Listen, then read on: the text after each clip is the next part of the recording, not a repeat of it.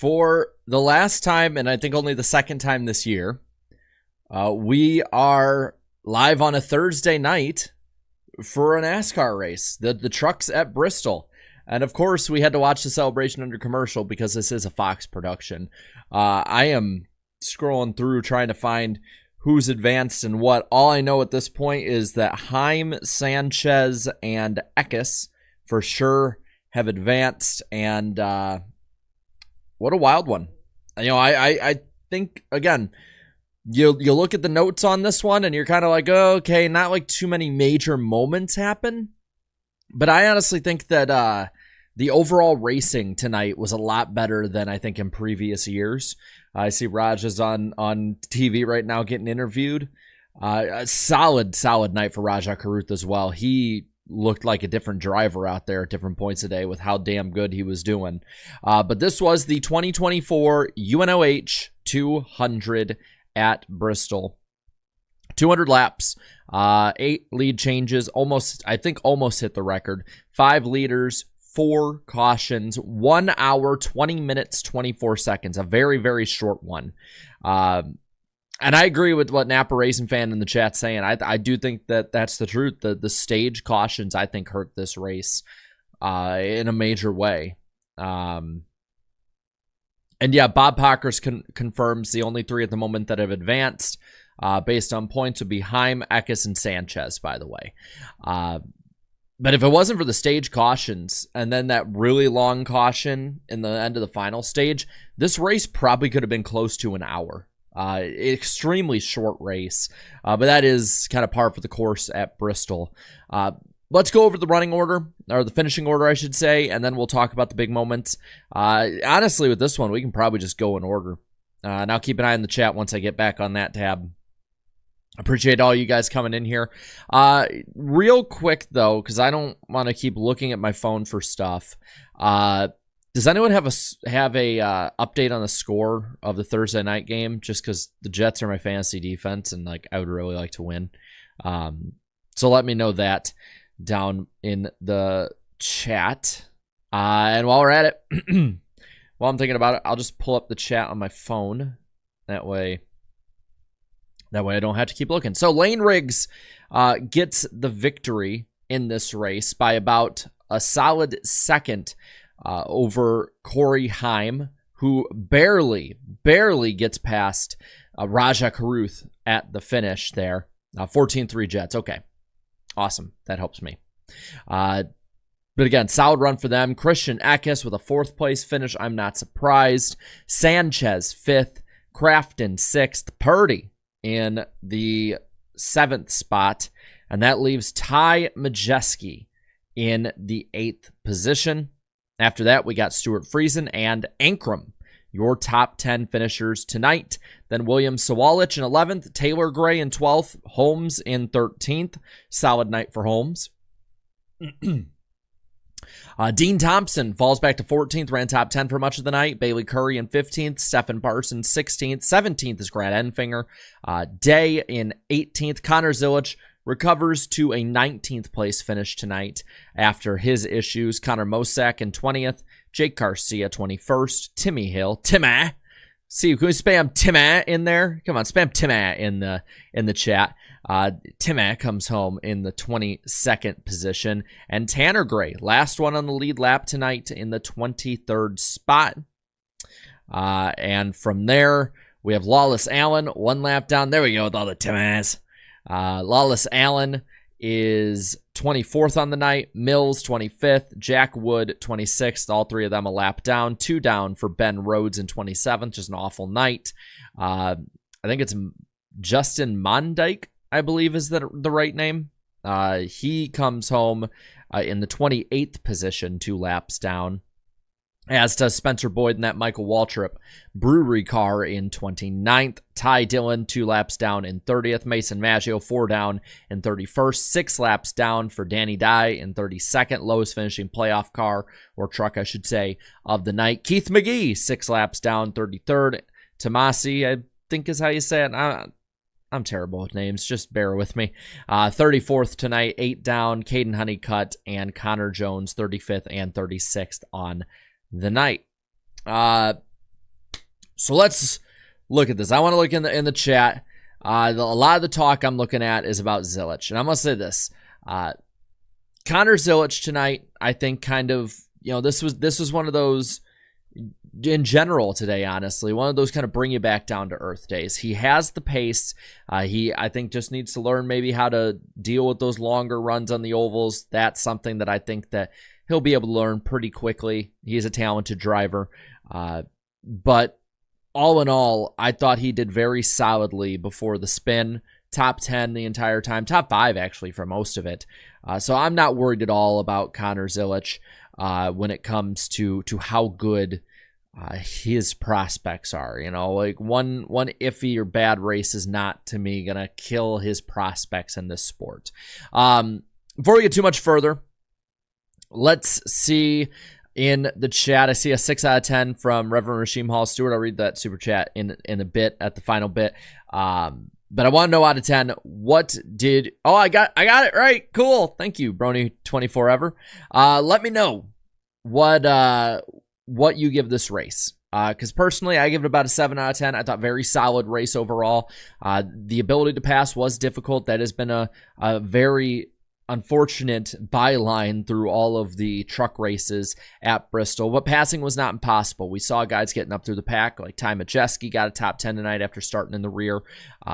We saw others making passes throughout the night. Connor Zilisch, I think, made up about 10 spots in that final run, give or take, after he got the lucky dog.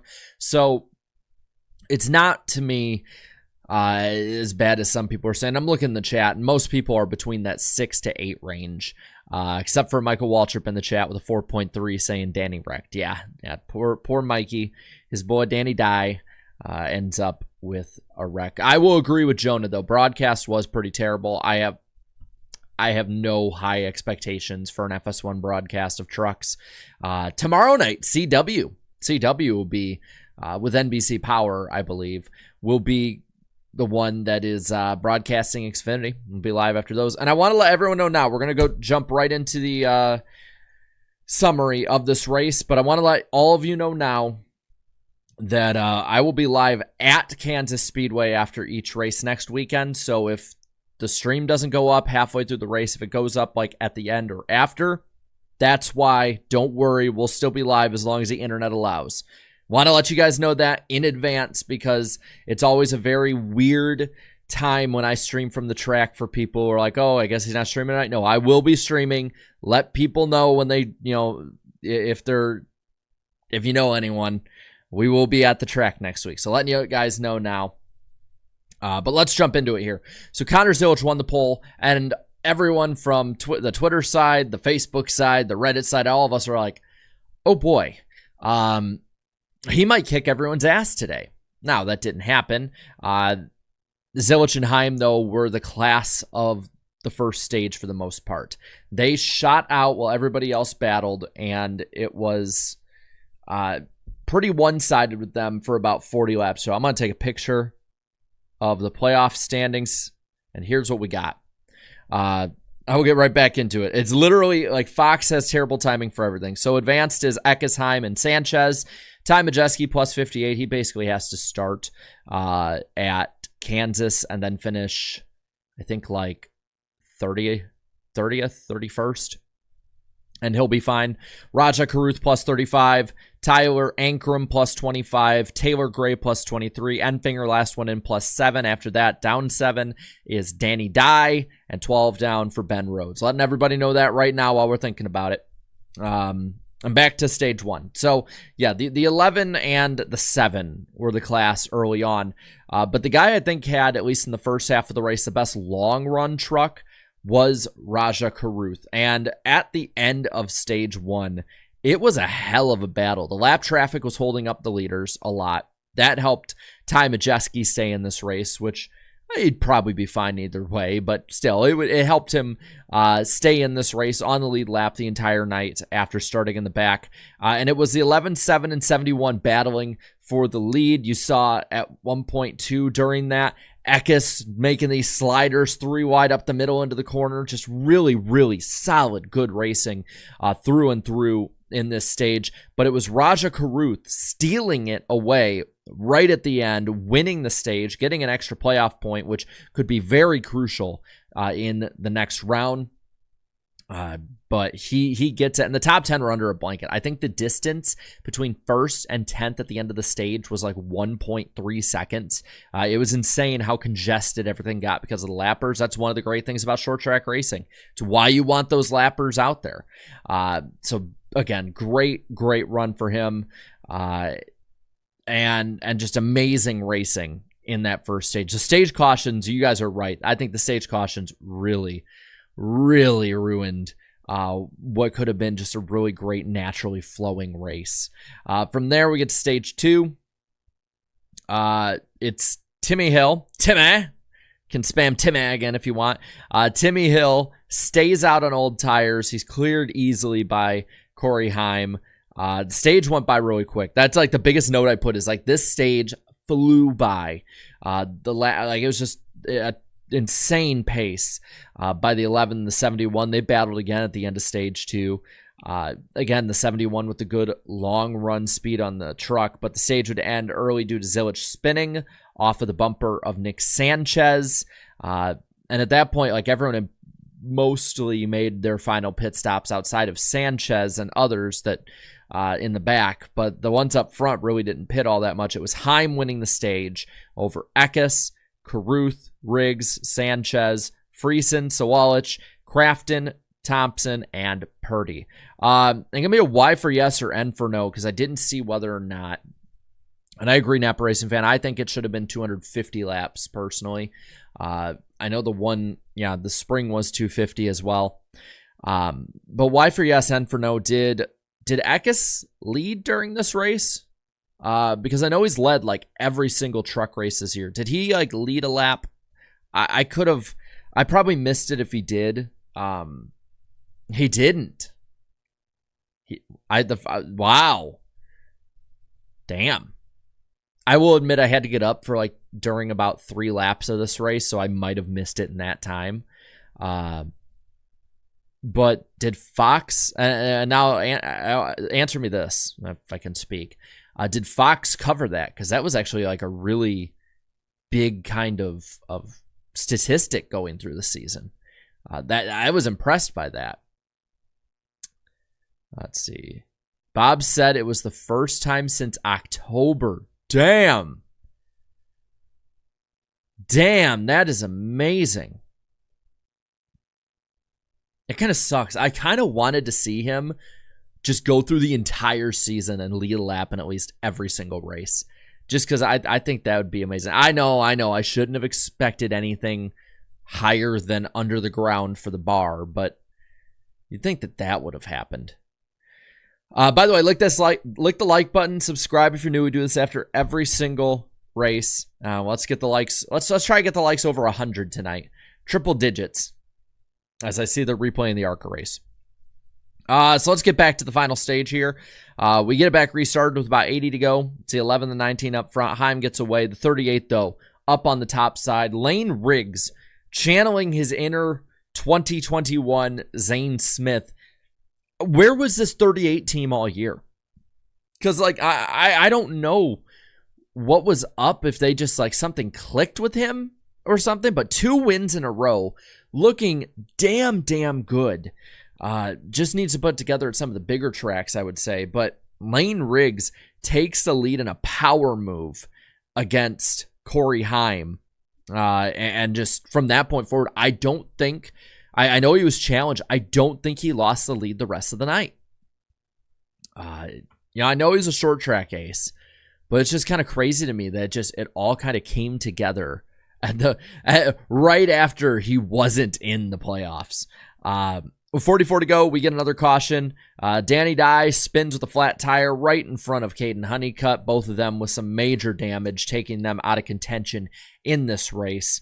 We have a very long yellow, and this has been something else in the truck series. It needs to get fixed, I hope, by the end of the year, but especially by next year.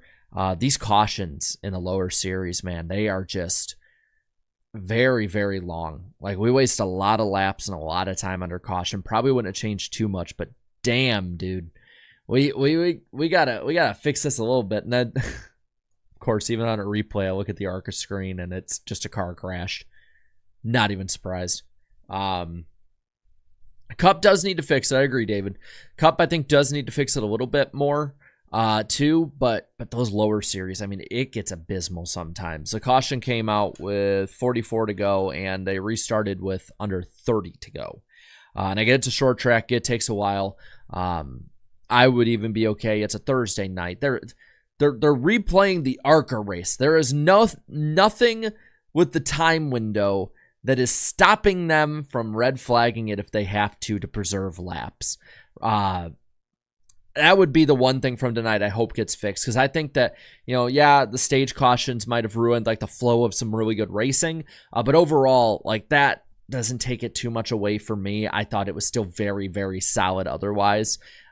There's nothing. It's a Thursday night. There's nothing on. Like, can we just get as many green flag laps as possible?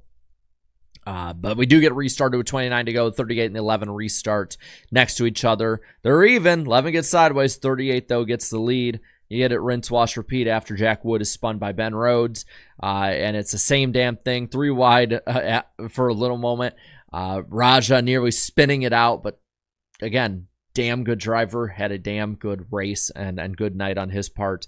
But it was Lane Riggs saying goodnight, waving bye to the field as he would scoot on out and win his second straight truck race by 1.096, just about 1.1 seconds over Haim time and Raja Karuth, who had a very close battle for the second spot. Overall, it's Bristol, baby. How many times? I'll tell you what. If you want to do a drinking game with your friends that won't get you necessarily killed from alcohol poisoning, what you do is you watch the broadcast, and every time they say it's Bristol, baby on it, or they replay it, or those words get used. Not shown on screen like the outside the track that they have where you can take pictures, but like those words get said. You take a shot of your favorite alcohol, or you take a sip of your beer or whatever, you probably get pretty buzzed, I'd say. By the way, we're 18 likes away from 100. Let's hit that mark and finish off the night on a high note. We'll be live tomorrow night after the Xfinity race. Dale Jr.'s coming back. That should be a lot of fun. Dale Jr. is my pick to win tomorrow night. I think it's going to be him or Allgaier. As now we don't have a siren, but we have a little white crusty dog outside barking, so there's always something out there. I don't know if you can hear it. Go Junebug. We got 88 likes. I hate breaking it, but let's see if we can get to 100. 88 right now for Junebug. But let's see if we can hit that triple digits by the time we finish up. But we'll be live after Xfinity. We'll be live Saturday night after the Cup race, and we all get a rare Sunday off. Next time we won't have a racing on Sunday. Knock on wood, there's no rain.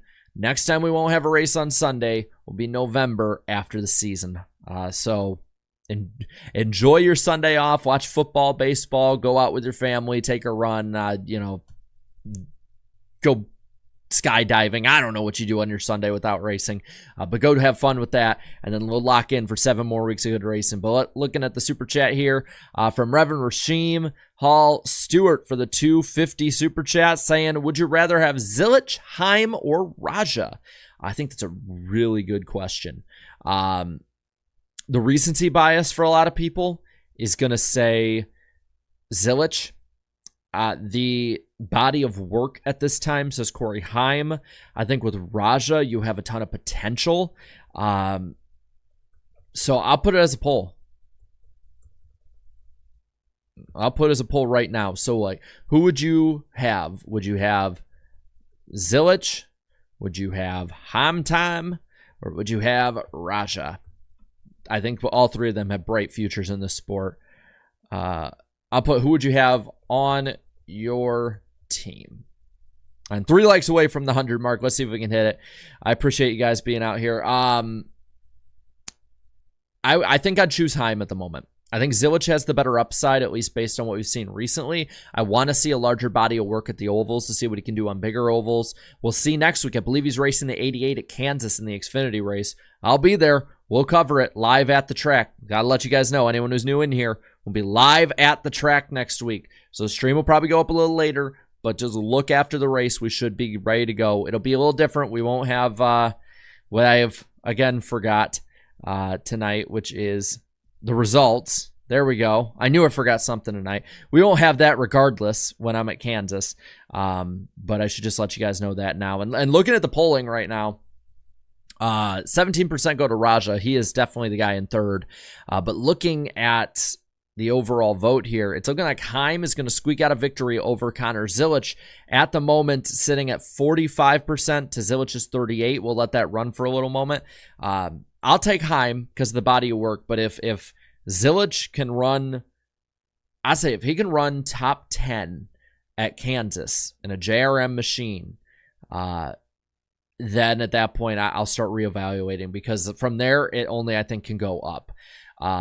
It's closing up though. The voting's closing up. We're looking at the exit polling is showing. I mean,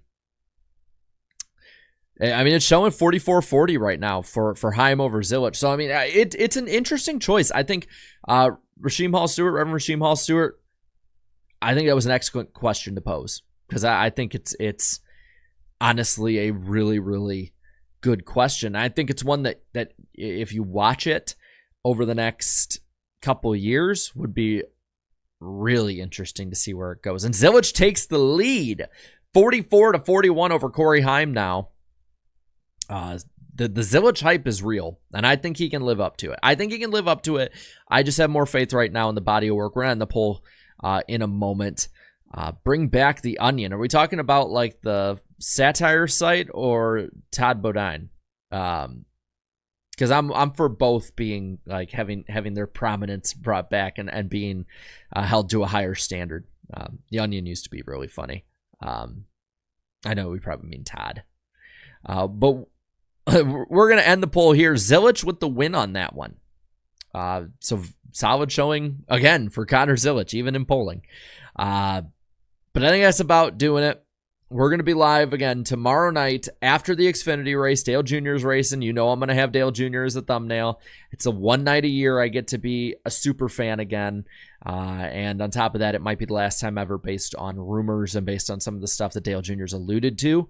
NWP on Wednesday, of course, is shown up there with Eric Estep's channel. And then Saturday night as well. Between those, we'll be live, ready to go. I think my voice can only do that much. I apologize if I coughed into your ear just now. I agree, Napa Racing fan. We do need one more with Junior running the DEI Font 8. Who knows? Maybe enough begging, and we'll be able to change his mind a little to do that. But thank you guys so much for coming on in. I appreciate it a ton. Enjoy the rest of your Thursday night. We'll be live tomorrow night and Saturday night, and then on Eric's channel on Wednesday. And again, one last time, I'm going to tell you guys, I'm going to annoy the hell out of you guys with it all weekend. We'll be live at the track after the races at Kansas next weekend. It's going to be a little later of a posted stream, more than likely, so I'm just letting you know in advance. So thank you guys so much for coming on in. We'll see you tomorrow night. Have a good night, y'all.